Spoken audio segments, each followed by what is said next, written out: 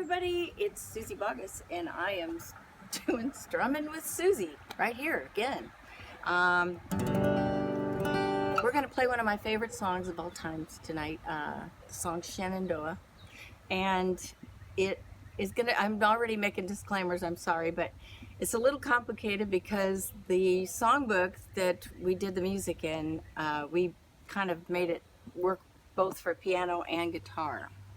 And so the arrangement there is not in the key that I usually sing it in, and trust me, I'm going to show you how far off it is from what I usually sing it. So I'm going to show you how you can fix that with a guitar.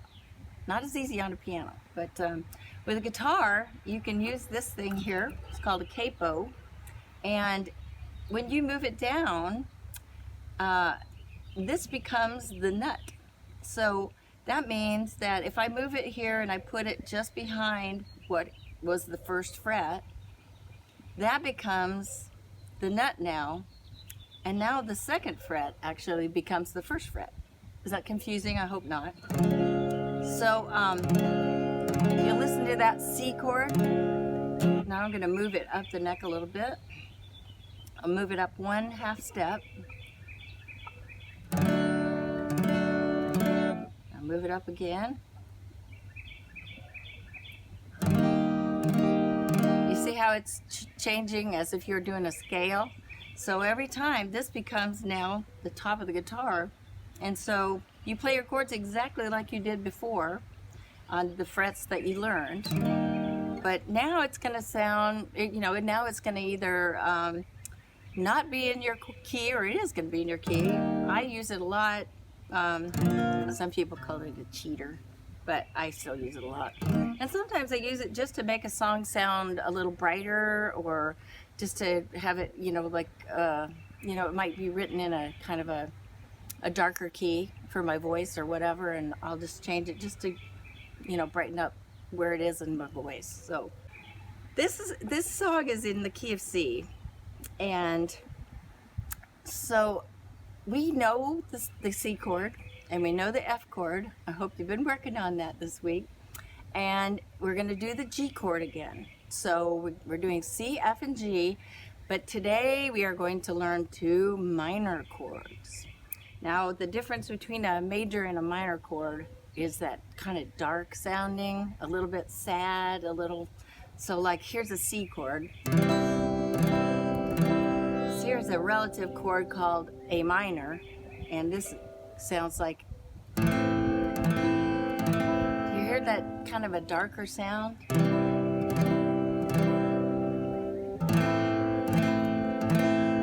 So we're going to learn probably the 2 most common beginner minor chords on a guitar, and that's because we're doing a lot of these 3 chord songs, but today you're going to play 5 chords. This is not for sissies here. So we're going to learn the A minor chord and the E minor chord, and I will I'll show you over here with my trusty, what is that? Chopstick. Okay, so we already know C, we already know G, and we already know F, but the new chords are here in bright blue, and they are E minor and A minor. So there's not a whole lot of this in the song, but there's some of this. So we're going to, let's see. Let me just show you finger-wise here. With let's go to E minor first, since it's right there. So this one's nice because guitar has a lot of E's in it. So when you play anything that's E, you get to play a lot more of the notes. You can, all the zeros, mean that you can leave those open and you can let them ring out. So we're going to do an E minor chord.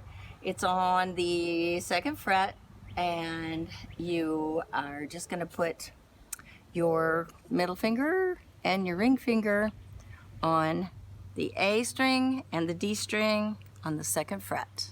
You see that? See how dark that sounds? I love me an E minor chord. And then the A minor is great because you don't have to move that much. you're gonna move just over one string towards the high strings. These two fingers stay exactly in the same position, and they just move over one string. Now to the D string and the G string, and then you play the C note up here with your pointer finger, whatever we call those. I don't know what we call those. So if you bounce back and forth between these, it sounds really cool. You can play Hava Nagila really good. Hava Nagila, Hava Nagila. Oh, no, that's not the right chords for Hava. Sorry, I was mistaken on that. Anyway, if you want to just practice those, it's kind of cool because you can keep your fingers really in the same position, and you know, it's just kind of a good exercise for that muscle memory. So all you have to do is move from here to here. So those are our two new chords for today. And I also really want to stress that dog is really starting to bug me. We're not really going to speak about it too much, but we are going to be in 4/4 this time, which the last two songs have been in cut time, which have been 2/4. And so you got a little more time to play on one chord, but there are still some quick changes here. So you will have to practice hard to get some of those done. Oh, Shenandoah, I long to hear you. Now you might have noticed that that's a little bit high for me. That's not my key. I'm an alto and I don't really sing up that high very often. That's where the capo comes in and is kind of your friend. So, like for instance, if I tried to sing that a whole octave lower, I'd be starting here. Oh, Shenandoah. That'd be really low. But what we're gonna do is I'm gonna try it. Let me show you where I'd be if I took it up 3. Oh, Shenandoah, I long to hear you. Sounds like a movie from the 20s, doesn't it? Now I'm gonna go down the neck. I'm gonna go to the 7th fret, and I'm gonna drop it an octave so that I'm singing kind of low. Oh, Shenandoah, I long to hear you away, you rolling river. Now you see, and by dropping it down there, you know, this is a much more comfortable key for me to sing in. And that's why the capo is so cool, is it can, you know, it can get it right to the place where you feel the best with your voice. I will say to you that if you're looking at the actual music, which, you know, will be up on my website, if you're looking at the actual music here, it has a little place that says capo on fret 2. Now that's up to you for your voice and what it does for you.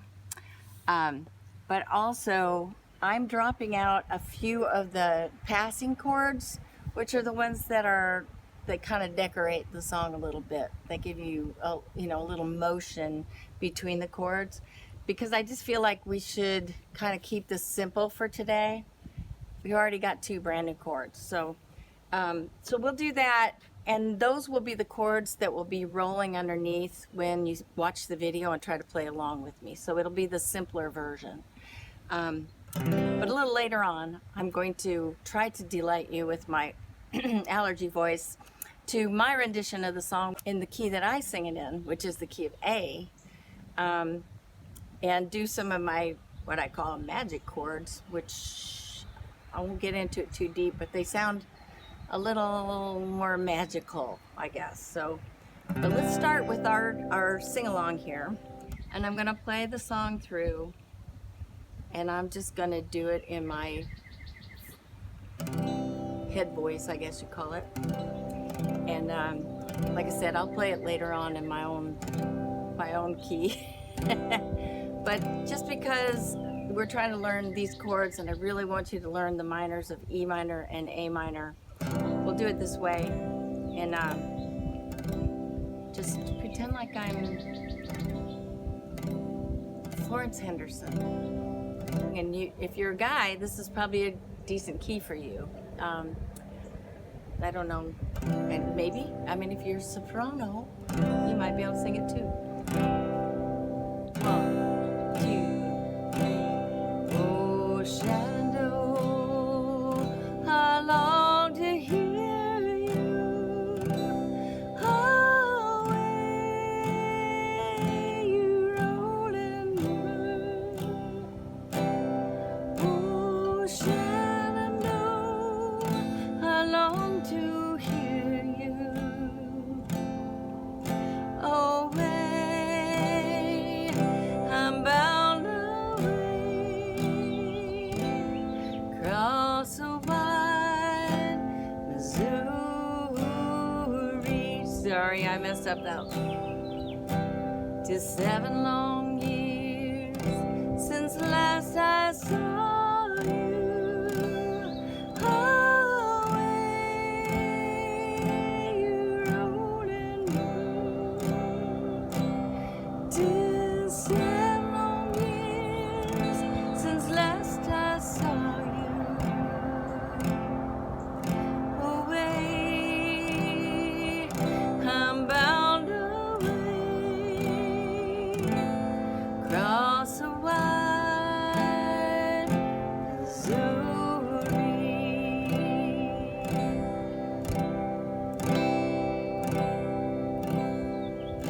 Oh, Shenandoah, I'm bound to leave you.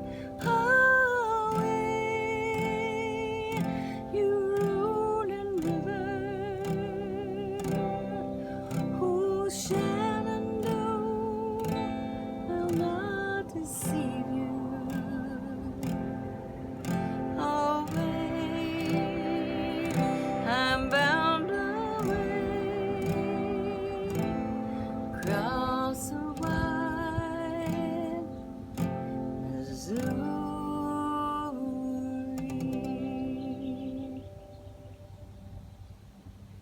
Okay, I hope that was something to play with. That was, it's odd for me to sing that in my voice that doesn't sound like my voice. And as usual, Wednesday I will be on live, so that if you want to ask me any questions at that point, if there's something that I didn't cover or that I covered poorly that you'd like to ask some questions about, I will be live chatting at 5 o'clock on Wednesday Central Time. And I am thinking that I'm gonna try this. I'm keeping my fingers crossed that that my allergies won't kill me here. So speaking of my allergies, I know I've been telling you folks that I'm gonna be doing a live concert, and I have moved the date now to May 1st, and so I will keep you posted on that in the next couple of weeks during my lifetime. And also I'll put up some little banners that sort of remind you of when it's going to be announce it sort of. So that is coming up, and I'm really thinking that once the grass pollen is down, I'm going to be in a lot better shape. So okay, so what I was talking about with the kind of cool chords, these are, I call them chords that would drop out the third, but it's not like that for every single chord. I'm adding some other ones in to just sort of make one chord roll into the next a little better. And I know some of you probably are great players and you might like to play this too. So what I'm going to do is put up the chords like this, the way I play it, also in the guitar diagrams like that are written in the book. So just in case it's something that you like, if you like our rendition, you know. So This is how I do it. Well, Shenandoah, I long to hear you away, you rolling river. Oh, Shenandoah, I long to hear you away. I'm bound away across the wide Missouri to 7 long years since last I saw you away, you rolling river. To 7 long years since last I saw you away. I'm bound away across the wide Missouri.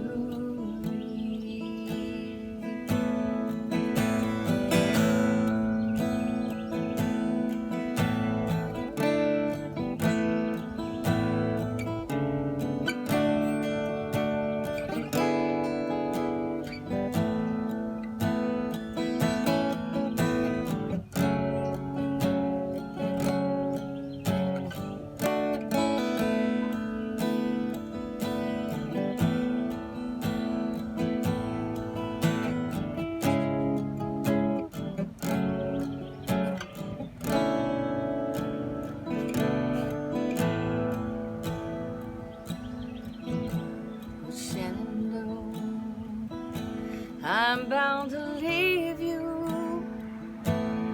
away,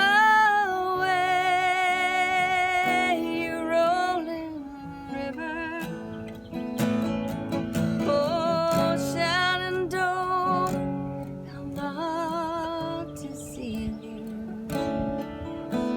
away. I'm bound away across the wide Missouri.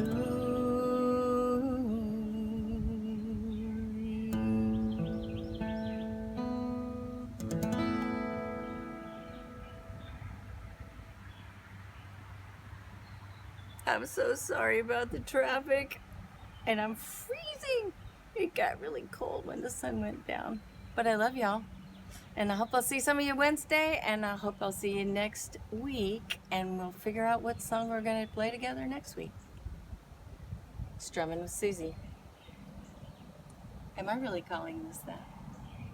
I guess I really am.